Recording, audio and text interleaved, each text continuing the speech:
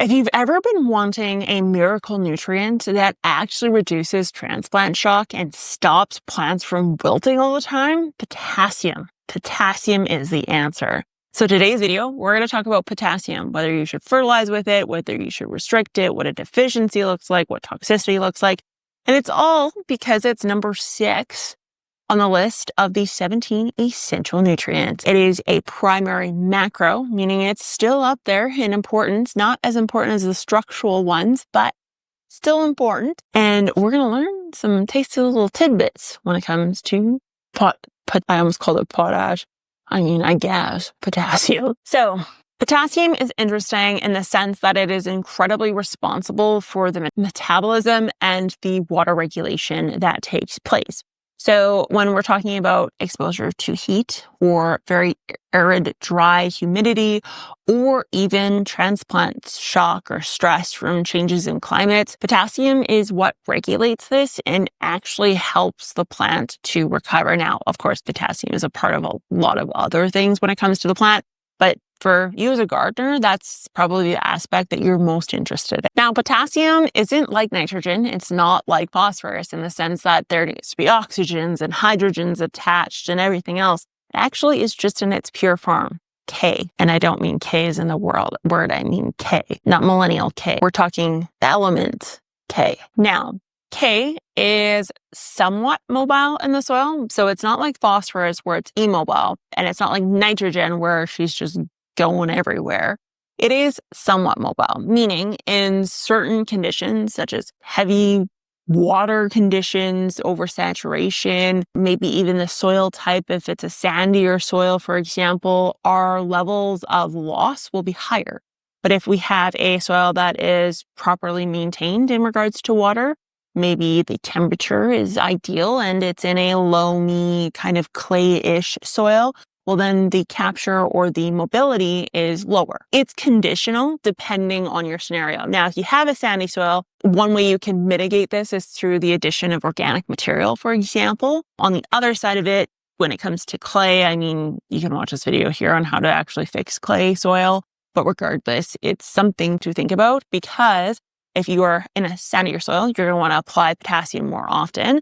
If you are in a clay soil, you may want to consider applying it less often. So just something to think about, especially when you hear the deficiencies. You're going to be like, oh, Lord lovely, that's what's happening in my garden. So one thing you're going to realize very quickly when you look at the pH bioavailability chart is that a low pH means more hydrogen. We talked about this in the nitrogen video, which actually means there is more competition for potassium to get into the root. Now, this is because it's sitting there with its little lone positive charge and it's competing with a whole other load of nutrients.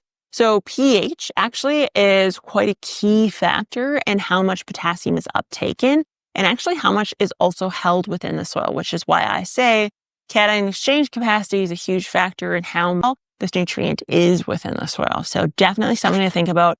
If you don't know your pH, if you don't know if you're using the right nitrogen fertilizer, which does affect your pH, then you definitely want to check out the nitrogen video and potentially the pH video after that. So a potassium deficiency in the plant is not very noticeable because it is mobile in the plant, meaning she's moving around depending on the conditions the plant is in and where it's getting signaled to actually show up at.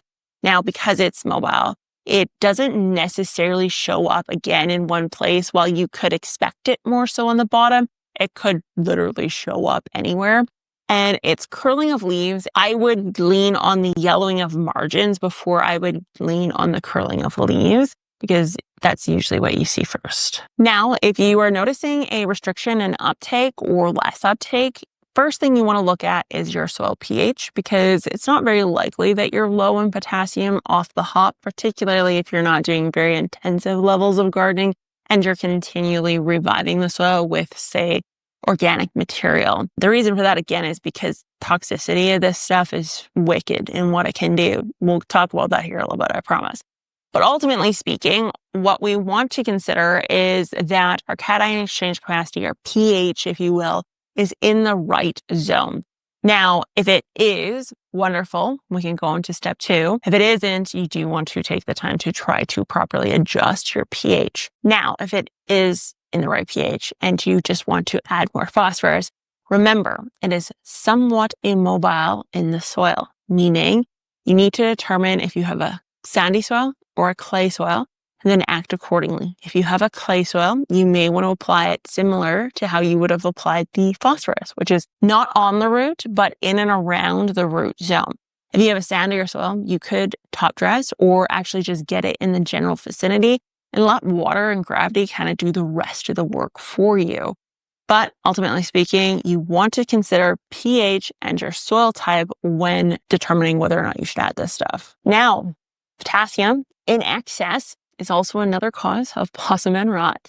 Excess potassium actually competes directly with magnesium, which causes a magnesium deficiency because potassium wins every single time. So if you have blossom end rot, you have magnesium deficiency showing up, you probably want to look at how much potassium you're dropping on because magnesium loses 9 times out of 10. Now, oddly enough, an excessive level of potassium also can increase the uptake of nitrogen and phosphorus. So the macronutrients, they just fight it out, and ultimately potassium wins every single time.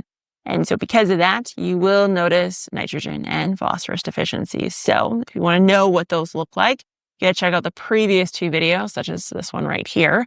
And that video down there is what Google says you should watch. So I'll talk to you guys next time.